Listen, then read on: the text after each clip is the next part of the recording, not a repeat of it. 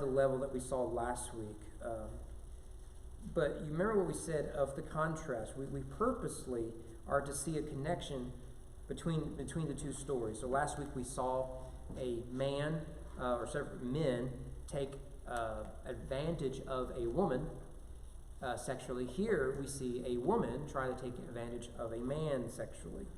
And we are expected to see those parallels. But what we need to do right off the bat is to see that this text is not about sexual temptation. It has it in it. It is a subplot, if you will. And we simplify the text when we say, look, hey men, run away from sexual temptation. Yeah, that's good. Do that. But it's more than that. Okay? And we need to see it as more than that. The text tells us what the primary purpose of this passage is. 4 times we are given, at the beginning and the end, serves as a type of inclusio, what the writer wants us to get. Okay? Here it is. Don, we got it. So in verse 2, it says, the Lord was with Joseph. He became a successful man, and he was in the house of his Egyptian master. Next verse, his master saw the Lord was with him, and the Lord caused all he did to succeed in his hands. What is the commonality? The Lord was with Joseph. Okay? So the Lord is with Joseph in his slavery. You get to the end of the chapter, what do you find? The Lord is with Joseph in his imprisonment. The Lord was with Joseph and showed his steadfast love. Verse 21, verse 23, keepers of the prison paid no attention to anything. It was Joseph's charge because the Lord was with him. What is the main point of this chapter? The main point of the chapter, really, of the story of Joseph is that you cannot judge God's faithfulness to Joseph simply by his suffering.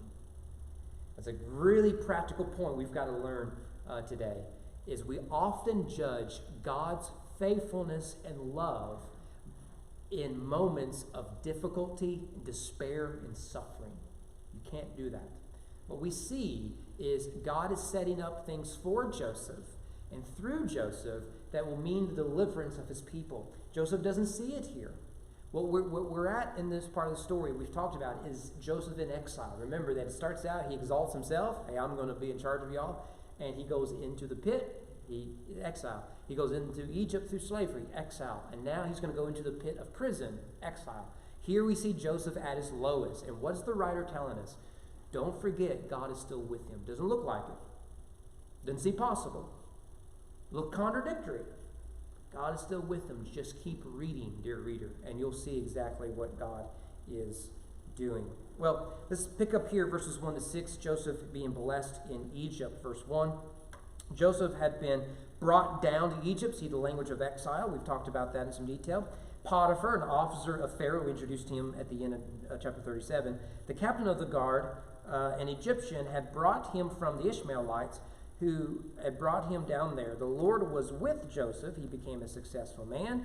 He was in the house of his Egyptian master. His master saw the Lord was with him and that the Lord caused all that he did to succeed in his hands. So Joseph found favor in his sight and attended him, and he made him overseer of his house and put him in charge of all that he had. From the time that he made him overseer in his house and over all that he had, the Lord blessed the Egyptian's house for Joseph's sake. The blessing of the Lord was on all that he had in house and field, so he left all that he had in Joseph's charge. And because of him, he had no concern about anything, but ate the food that he ate. A couple things here. We got to move quickly. The narrator is going to catch us up with where we left off, right? So you can take the end of chapter 37, begin at chapter 39, the story flows. Chapter 38 was an interruption, but a purposeful one. We need to see 38 and 39 combined, as we will see. Now, we talked about Potiphar. It's difficult to know exactly what he did, but the language of a captain of the guard is a position of prominence in Pharaoh's kingdom. The chief baker, for example, has the same title, right? He's the captain of the bakers, I guess, if you want to put it that way. But here we are to sympathize with our protagonist. He is in exile. He is in slavery. Yet, despite that, the Lord is with him. So much so that he becomes a successful man. Notice what the narrator wants you to see. Joseph was successful not because of his education, because of his intuition, or because of his charisma. He was successful because of God's grace. God is blessing him, right? We need to remember this. God may use charisma. God may use our education. God may use this and that. But ultimately, God is the one that brings about such success.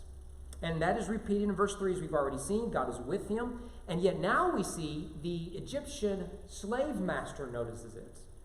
Remember what God said in his covenant with Abraham. The nations will be blessed through Israel. God will bless Israel, and through that blessing, the nations will be blessed. So here you have God blessing a descendant of Abraham, who now is, through this descendant of Abraham, Potiphar and his household are being blessed. In fact, what we get is in verse 4, he keeps elevating Joseph to the point that he is basically second in command. Now, does that sound familiar? This is what's going to happen to Joseph at the end of the story when Pharaoh makes him second in command. Okay? Pharaoh's going to see in Joseph what Potiphar sees in Joseph. And so he is elevated, and now remember, he is being exiled. Here, he is being exalted. He's still in slavery, but he's being exalted among the domestic slaves. My father-in-law said years ago, I've always remembered this, it's one of the few wise things he ever said, he's worked in factory for years, right? He's retired from factory and all that, and a lot of our family's been in factory, known a lot of people in factory, and he was talking about how his son, who is now way up in the factory life, I mean, just doing excellent work, really proud of him, that when they came back to Kentucky, he started at the very bottom of the factory, and in no time, he was supervisor. And a lot of people are asking, well, how did Bill do that?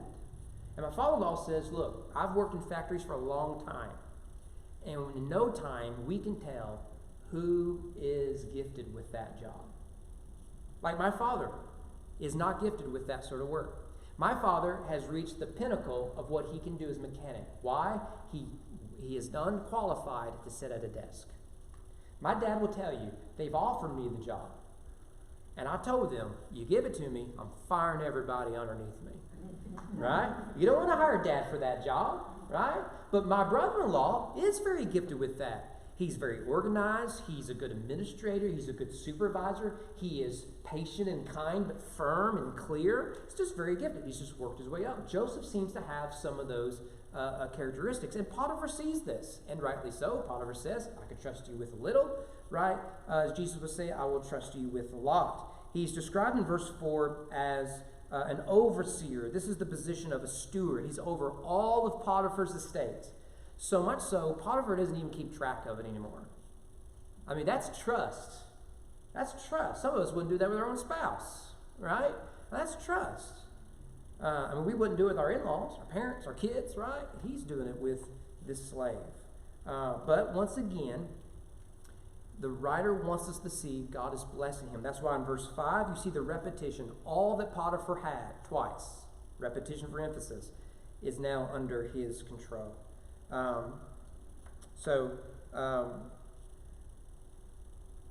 We'll skip all that. Now, notice at verse 6, particularly the end of verse 6, right? He left all he had in Joseph's charge. Because of him, he had no concern about anything, the food he ate. Here it is. Now, Joseph was handsome in form and appearance. Now, I was just joking about this earlier about the difference between Peyton Manning and Tom Brady. My beef with Tom Brady is I don't think one man should be that lucky, right? I mean, like before Tom Brady, I think only one football team in their history had won 5 Super Bowls. Tom Brady comes and he wins 5 Super Bowls. I mean, that's not fair, right? I mean, it's just, and then he goes off, marries a supermodel, has all the money in the world, and he can cheat and not be held accountable, right? No one should have that sort of luck in life. And you look at that, and the envy, and you're like, nah, not my kind of guy. Peyton Manning all the way, right? That's the way my mind works. Well, Joseph is almost like that, right? I mean, everything he touches is turning to gold. He's even attractive. He's a handsome guy, ladies. Broad shoulders, long, flowing blonde hair, big baby blue eyes, right? He is smooth. He is confident, ladies. He is Fabio in an Egyptian robe, right? That is Joseph, and it just doesn't seem fair. Now, what we're supposed to see here, this is transitionary. We're supposed to say, yeah, Joseph's a pretty fortunate guy, right? Everything's just going his way. But if you've been following with us in Genesis, you hear that he is attractive. You're thinking, oh no, that's not good. Because the word translated handsome here is the word beautiful. And we've seen other beautiful people in Genesis, and it always ends badly. For example, Sarah, the wife of Abraham, good-looking gal. Genesis, I didn't even put these up here. I skipped this. Genesis 12, 11, and 14. When he was about to enter Egypt, is Abraham. Interesting parallels, isn't it? Abraham's going to a type of exile, going into Egypt. And he said to Sarah, his wife, I know you are a woman beautiful in appearance. The same language used here to describe Joseph. And then verse 14, when Abraham entered Egypt, the Egyptians saw the woman was very beautiful. Same language as here, Joseph. What happened? Bad things happened. That's what happened. Genesis 29, Leah's eyes were weak. That is, she wasn't very attractive. Rachel was beautiful in form and appearance. The exact same language we get here of her, that would be grandson, Joseph. And in both cases, bad things are coming. Now, they're different stories, but we're being set up something that is good. There's nothing wrong with it. They are good in appearance. Is often used by others for their own purposes that are bad. People take what is good and they use it for evil. And that's what's going to happen with Genesis. Also remember, what is the beginning of Eve's sin? She saw the fruit was delightful to the eyes. Same thing with Sarah, same thing with Rachel, and now Joseph. Potiphar's wife is going to find Joseph to be delightful to the eyes. He's handsome, Fabio, in Egyptian robe. And that's going to create some problems. Well, let's look at his temptation. I did have those up there. His temptation, verses 7 to 10.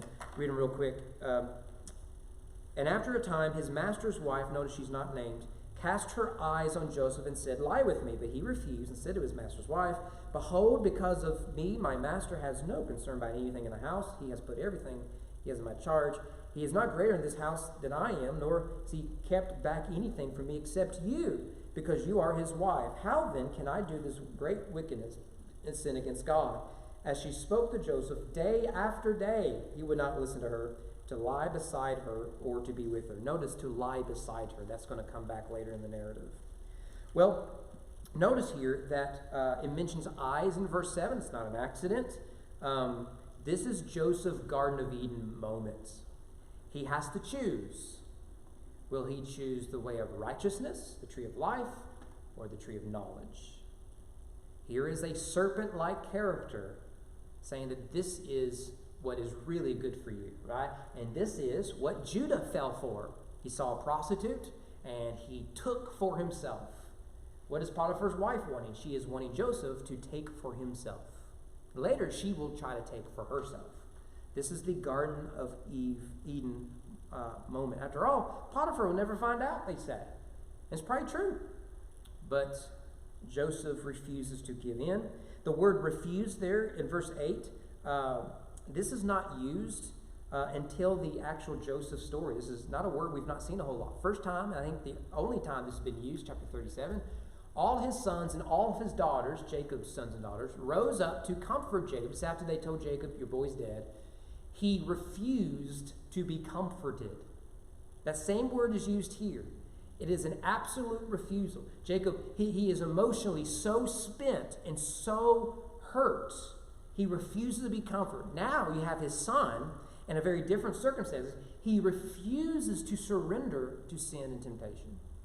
It's a strong word given the various contexts. And his reasonings are good. To violate the marriage is an insult to his master. His master has been good to him. Why would he be bad to his master? Right? It's good. He considers the needs and the reputations of others above himself. If only I can think of a good application of that, right? I mean, think about it. This is why selfishness is the opposite of righteousness. At the root of sin is selfishness and idolatry. It is to say, I want this for me, and I do not care how this will affect other people. Right? This is why you've heard me say that where there is sin, there is division. Where there is righteousness, there is unity. Because sin it will always ruin relationships. You care about yourself, you're going to ruin everyone's life around you. But if your pursuit is the glory of God in righteousness, you're going to bring people around you that will love you, and you can love them, and it is a beautiful thing. Joseph rightly understands, why would I choose selfishness over the good of someone who's been good to me? That makes sense. But in the heat of the moment, we start to convince ourselves, no one will find out. It's not that big of a deal. He wasn't treating her right anyways, right? She came on to me. It just happened, right? He could do all those games. But no, he says, I'm not going to do it. And again, contrast this with Joseph's brothers. They sold him, declared him dead, with little concern of how that is going to affect him, Joseph, or their father. They couldn't care less. They just wanted to get rid of him. Joseph isn't so heartless. Also notice that Joseph basically says, your husband has given me access to all the other trees except one. That language is taken right out of the garden. Is that, remember that Adam and Eve said, or God told Adam and Eve, you can have all access to all the trees except one. And what happens in human nature? When we are told no, that's where we want to go, right? You've heard me give this illustration. If we put 40 buttons over here somewhere, okay? And every one of them says, free to push. But one right in the middle said, do not push. Which one you want to push? You want to see what happens, right? First time I came to East Frankfort, went downstairs, saw these Sunday school rooms. There's a room down there. It says, like, don't enter, right? Well, naturally, I thought, what's going on in there? Right? Sunday school's going on. People learn about Jesus. Don't care. What's going on in there? Right? Is that where you put the heretics? I want to find out, right? It's this us naturally. Here's Joseph. He has access to all the trees, if you will. Has everything of his master's property. It's his, basically. Except one thing. Will he choose the one thing he's been forbidden? Unfortunately, Joseph decides not. But I want you to notice also, he says that this is a sin ultimately against God. We've got to see it this way. David learned this the hard way. Think about David saw a woman, and he lusted after her. It was delightful to his eyes. It's the repetition of the Eden story. He takes her. But when he confesses his sins in Psalm 51, he says, I know my transgressions. My sin is ever before me. Against you, God, have I sinned. Well, what about Uriah, who's dead? What about Bathsheba, who's pregnant and loses a child? What about your kingdom? What about all these other people that you've affected? Those are true. Ultimately, all sin is rebellion against our Maker. It's to say, I know better than he. And Joseph realizes, I think God knows better than I do. I mean, I like it. I'd love to sleep with my master's wife. You talk about a power move. But I think God knows better than me. That's why righteousness begins with humility. Well, she's relentless, verse 10, day after day after day after day. And notice that he says he refused to listen to her. You remember how Adam listened to the voice of his wife? And you get that Lamech listened, he told his wives to listen to his voice. This is the bigamist, the violent man. Well, let's look at the end here. This is Joseph is now cursed in Egypt, right? He's been blessed, he's been tempted, and now he has been cursed. Well, verse 11, one day when he went into the house to do his work, and none of the men of the house was there in the house, she caught him in his garment, saying, lie with me. But he left his garment in her hand, fled, and got out of the house. As soon as she saw that he had left his garment in her hand and had fled out of the house, she called to the men of her household and said to them, see, he has brought among us a Hebrew to laugh at us. He came in to me to lie with me, and I cried out with a loud voice. As soon as he heard that I lifted up my voice and cried out, he left his garment beside me and fled and got out of the house. She laid up his garment by her until his master came. Let me, because I may forget it later. Notice her request was that Joseph would lay beside her. Joseph refused. When she takes the garment, she lays it beside her. That's just good writing, right? If you want to be a writer, learn from the Bible. That's good writing, right? She told the same story. Oh, there's verse 16. Master comes on, verse 17. She told him the same story, saying, the Hebrew servant, whom you brought among us, right? It's your fault, Potiphar, came in to me to laugh at me. But as soon as I lifted up my voice and cried, he left his garment beside me and fled out of the house, right? This is the part of the story we remember the most. He continues to refuse, but now she wants to force herself upon him. This is a type of sexual assault. Remember, we saw the story of Dinah, Jacob's daughter, who is assaulted by the Shechemites. Now we have Jacob's son, who is nearly assaulted by an Egyptian. Right? We are to see these parallels. In fact, a lot that we find in the Dinah story and the Joseph story is played out later in the Tamar story. Remember that Absalom and them is involved with that. A lot of parallels. Look, sexual sin is a human problem. It's not just a male problem, it's a human problem. Here you have a woman wanting to force herself onto a man. And notice that she is weaponizing her position to one who is beneath her socially. He's a slave, she's the master's wife. Right? This is a bad situation, and this is a story that's been written over and over and over again. Right now as we speak, this is happening. In this city, in this state, in this country, in this world. Right now it's happening as we speak. It's a human problem. Well, I want to highlight this verse 12. Notice that she takes his garment, right? He just runs out of it from his garment, right? You remember playing like tag or something like that when you were a kid, right? You know, men, you remember those girls just couldn't stay off you during recess? What'd you do? It's fall, so mom makes you wear a jacket out there. You could just fly out of that coat, right? And now you're just stuck with my jacket. Joke's on you. Zoom. That's what he does. But I want you to notice something. This is now the second time Joseph has been the victim of injustice and evil doing, and in both the cases, he is stripped of a robe. It's just incredible storytelling, isn't it? One is he's the victim of his brothers, now he's the victim of his master's wife. One is a coat of many colors, the other is a plain garment. Now, this word garment can describe the clothes that a poor man would wear or a rich man would wear. But he is being stripped again. Now remember, we're going to come to this. When he goes down to prisons, in our text, he'll go down to prison. When Pharaoh calls him out, do you remember one of the first things Pharaoh does? He clothes him in a royal robe. It's not an accident detail. And I've already done this, so we can go ahead and skip to the Jesus part briefly. This is exactly what happens to Jesus. He is robed only to be disrobed, to be stripped of that royal garment, to be hung on a cross. And he is the son of a man named Joseph, who, like Joseph, will go down into a pit, a tomb. Right? Well, I just ruined the ending. So anyways, there's your climax. We'll do a little bit of skipping. There's one thing unique that I want us to look at in this passage. Well, having been spurned for the final time, she rages. Notice verse 14. She calls the other slaves, and she calls him the Hebrew. That is a word that is not a common word, really, in terms of the Bible. You don't see it a whole lot. The reason is because Hebrew is the word that a Jew would use to speak to a Gentile, and a Gentile would use to speak of a Jew. So Jews didn't call themselves Hebrews. What's up, my Hebrew brother, right? Rather, it's a racial distinction. I'm a Hebrew, you're a Gentile. You're Egyptian, you're a Canaanite, Philistine, whatever.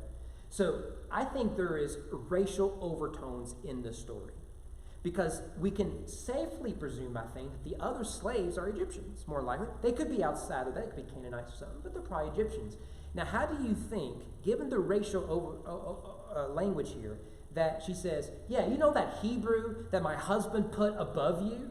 Look what he's done.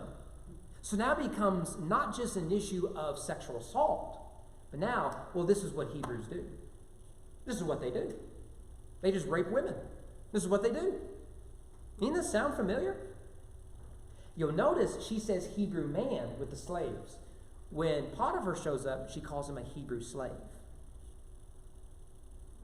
She continues to denigrate, now she's not going to call him a Hebrew slave to denigrate slave among slaves. She will with her husband. There's racial language with it. She is like Pharaoh in the story of the Exodus. Pharaoh fears the Hebrews. They're going to rise up against us. Potiphar's wife, I fear these Hebrews. They're going to rape all of the women. Right? This is racially charged language, and we do it all the time.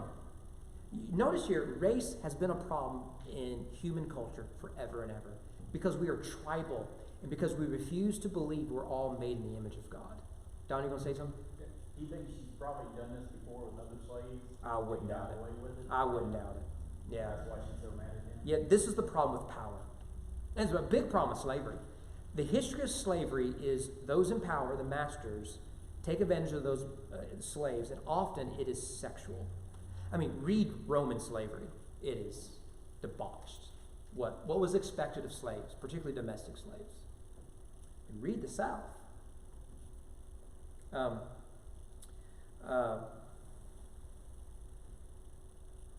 So with that, pick up there in verse 19. As soon as his master heard the words that his wife spoke to him, notice he listened to the voice of his wife. It's his garden moment. This is the way your servant treated me. His anger was kindled, and Joseph's master took him, put him into the prison, the place where the king's prisoners were confined, and he was there in prison. But the Lord was with Joseph and showed him steadfast love, gave him favor in the sight of the keeper of the prison. And the keeper of the prison put Joseph in charge of all the prisoners who were in the prison. Whatever was done there, he was the one who did it. The keeper of the prison paid no attention to anything that was in Joseph's charge, because the Lord was with him. Whatever he did, the Lord made it succeed. A couple things to note here.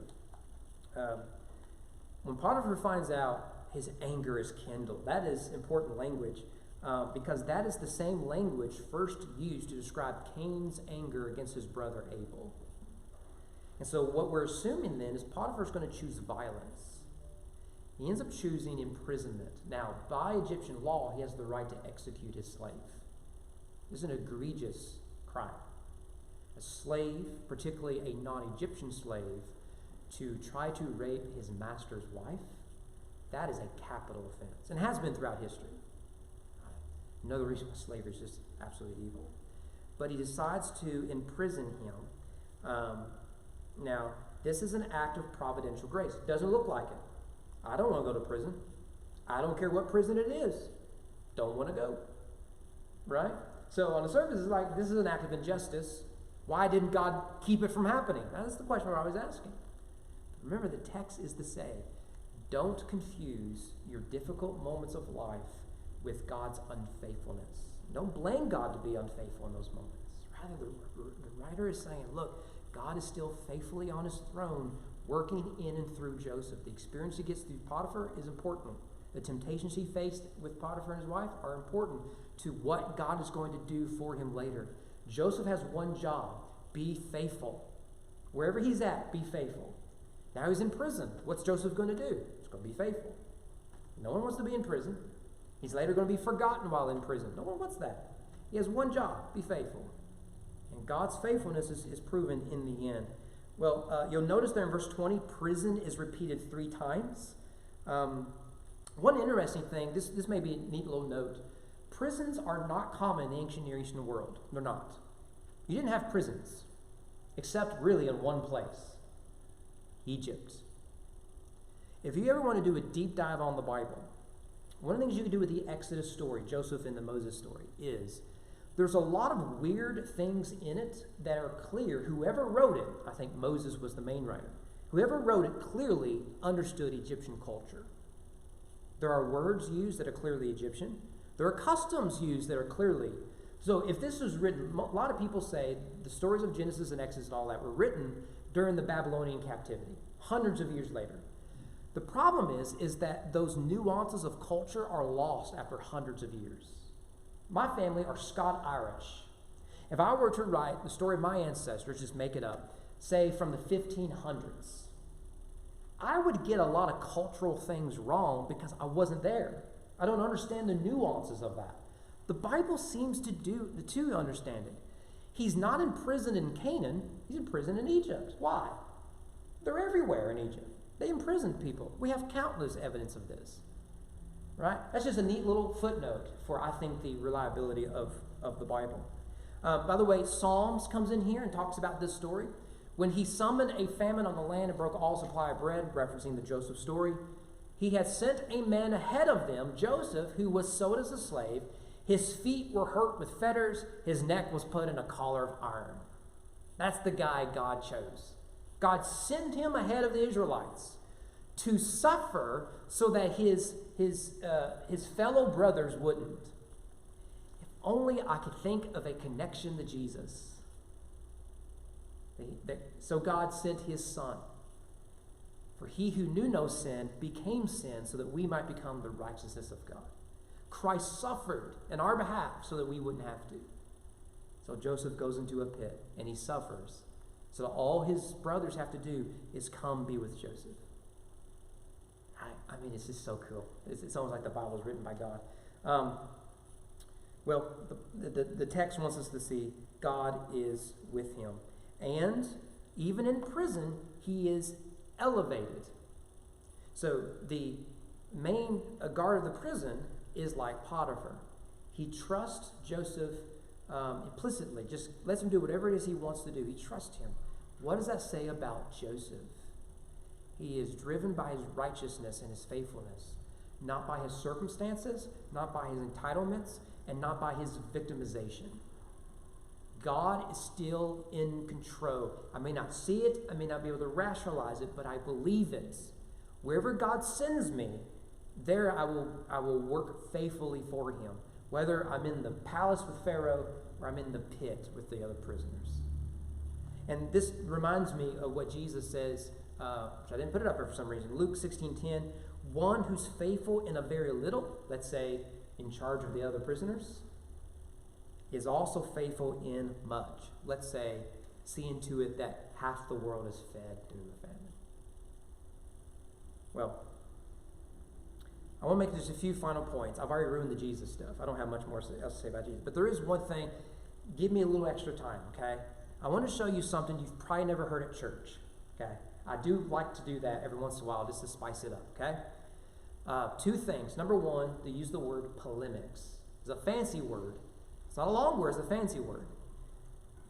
Now, I want to be clear. I believe the Bible is true, and it is telling the true account of historical events. Okay? With that said, the biblical writers have an agenda. They're trying to convince you of something. For example, if you read 1st and 2nd Chronicles, it parallels the stories of 1st, 2nd Samuel, 1st, 2nd Kings. Why do we need a repetition of that? Well, 1st, 2nd Chronicles is probably the last books written of the Old Testament chronologically. And it's written as people are coming out of captivity, and it softens the story of Israel, the monarchy, so that the reader can say, look, there were bad things. It wasn't all bad. Let me show you in the history of Israel God's faithfulness to us. So, for example, I may be wrong in this. You're not going to get the story of David and Bathsheba in Chronicles. You're not going to get it. What you're going to get is David's victories in battle. Solomon building the temple and consecrating it. And a lot of that is verbatim, word for word. When we're reading in 1 Kings 8, you're going to get in 1 Chronicles, I think it's chapter 22, something like that. Okay? Clearly, the writer has an agenda. It's a good agenda. Right? I think the writer of Judges has an agenda against King Saul. It ends with the Benjaminites calling civil war. What's the first story you get in Samuel? And Benjaminite becomes king. Guess what? He divides the country, basically. I think there's an agenda there. An agenda doesn't mean that it is inaccurate or anything else. It is written with a purpose. And I believe these stories are written polemically. What that means is it is written in ancient Near Eastern culture. They're trying to tell the reader, the Gentiles, something about their God, Yahweh. And we can do this. We can uncover culture of Egypt and Canaan and all that, and we see parallels between the Bible and their culture, their stories and the biblical stories, and we can highlight the similarities, we can highlight differences, and through them all, we see that the Bible is at times mocking the pagan gods. Can I give you just an example of this? Just a fun one, okay? In Exodus, you get this phrase, the arm of God, the strong arm of God. Let me give you a few examples. I know the king of Egypt will not let you go unless compelled by a mighty hand, right? You see that? Who's got the mighty hand there? Yahweh. So what are the plagues? God's mighty, strong arm, okay? Give you another one. Exodus 6:1, the Lord said to Moses, now you shall see what I will do to Pharaoh, for with a strong hand, right? I'm going to whoop up on him. Okay? I'm going to do my thing. Chapter 7, Pharaoh will not listen to you, then I will lay my hand on Egypt. There it is, strong arm of Yahweh. One more, Exodus 15. Your right hand, O Lord, glorious in power. Your right hand, O Lord, shatters the enemy. This is Miriam's song after the part of the Sea of Reeds. Okay? So you see, well, what's the big deal with God's strong arm? Does God have an actual arm?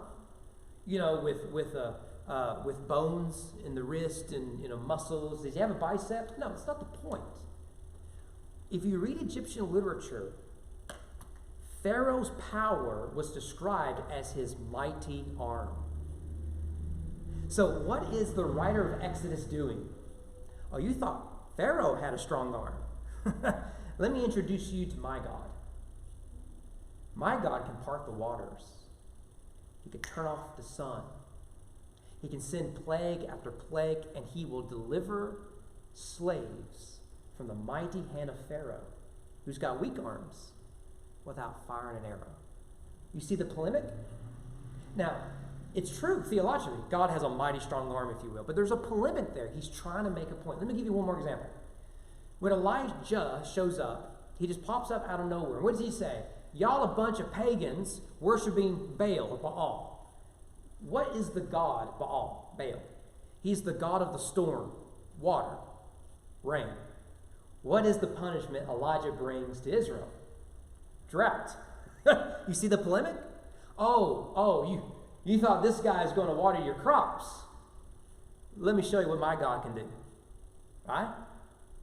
So now, look, when Elijah goes up to Mount Carmel, what does he do? He gets what little water is left, and he soaks the sacrifice. Look, he's not just the one that can turn off the water. He can light it on fire. Right? So I'll call down fire from heaven. And later, he sees the cloud in the distance. He's like, oh man, I got to go. The rains are coming. And it's God, not Baal, that turns on the water. See the polemic? Yeah. Yes, that's right. That's right. It's the strong arm of Pharaoh, right? You know? We have something like that with Joseph. Historians, archaeologists, and all that have found a story. You can look this up. I have a whole book on this. I've got it over here. It's a fascinating book. It does Joseph and Exodus and other stories. The story, it's a short story called The Tale of the Two Brothers. Let me give you the similarities of the story, right? And not everything parallels, but some of it is. One, there are two brothers in the story. The Egyptian story is Anubis and Bada. Both are names of Egyptian gods. One brother is accused of adultery. That is, Bada is accused of sexually attacking his brother's wife. Okay? Thirdly, the husband believes the wife's story. So the wife lies about it. She accuses an innocent man wrongly, and then the husband listens to the voice of his wife. And finally, the husband punishes the accused. In the Egyptian story, Anubis exiles Bada and from the rest of the family. Now, that's in Egypt. If you read the Gilgamesh epic and other accounts, you'll see a similar story in all those cultures. Now, clearly, this is a folklore in the way it's written. Okay, there are some differences. One, in the Egyptian story, when the truth is discovered, when Anubis, the husband, discovers his wife lied, he ends up executing his wife. We have no idea if Potiphar ever discovers the truth. And if so, what did he do with his wife? We don't know. It's not there. And one of the things you'll find is in the Egyptian accounts and the Canaanite accounts is they are very mythical, right? So you have two brothers named after the gods, and then it gets really weird after that, okay? Out of this comes cities and towns and all sort of stuff. But a lot of scholars have come and they said, look, you read the Bible, and all it is they're just borrowing stories from the cultures around them and putting a Hebrew flavor with it. You've probably heard this before. When the Bible's criticized, it just takes other stories and they just change the details and it makes it their own. I don't think that's the case. There are similarities, yes, there are differences.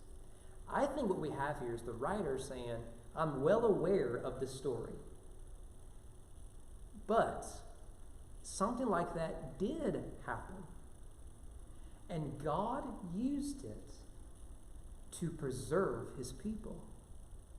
So we can look at other stories of the spurned seductress, as we said, but in all of those stories, the gods are engaging in human affairs and they are portrayed as equally unrighteous. If you ever read the Greek and the Roman myths, the gods are just filthy.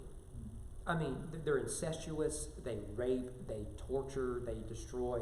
They're worse than the humans. And you get this in these sort of stories, these spurned seductress. And they are clearly written as myth and folklore, but the Bible comes along and tells a better story. This story lacks all the myth and the folklore legends in it. It's a guy who has a real name. He works for a real person who is named in a real country that is named.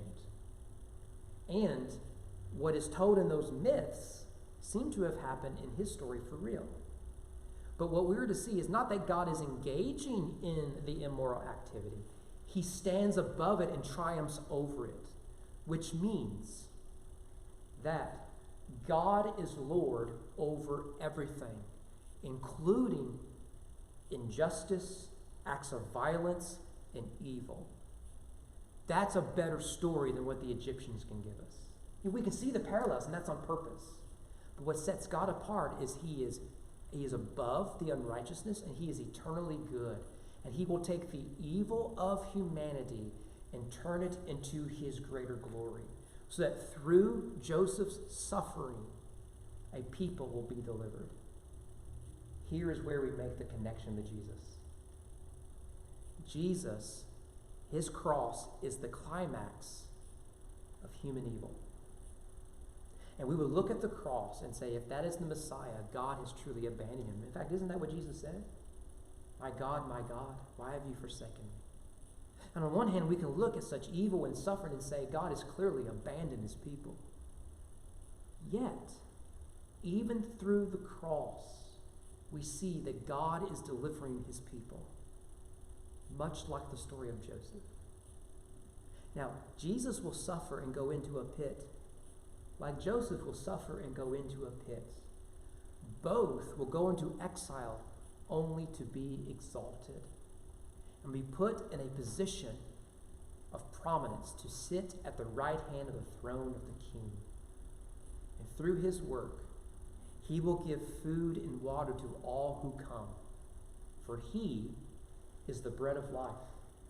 Am I talking about Joseph, or am I talking about Jesus? It's both. It's both. And they will borrow from Egyptian literature to make the point more powerful. Isn't the Bible incredible? It's almost as if it was written by God. So what's the big point of this passage? I know we're late. Is do not judge God's faithfulness by your circumstances.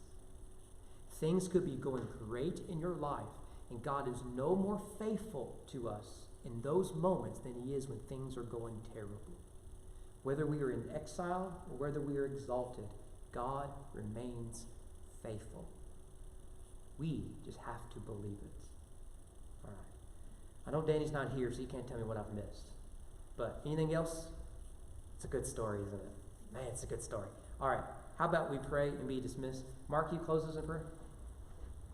Father, we thank you for the time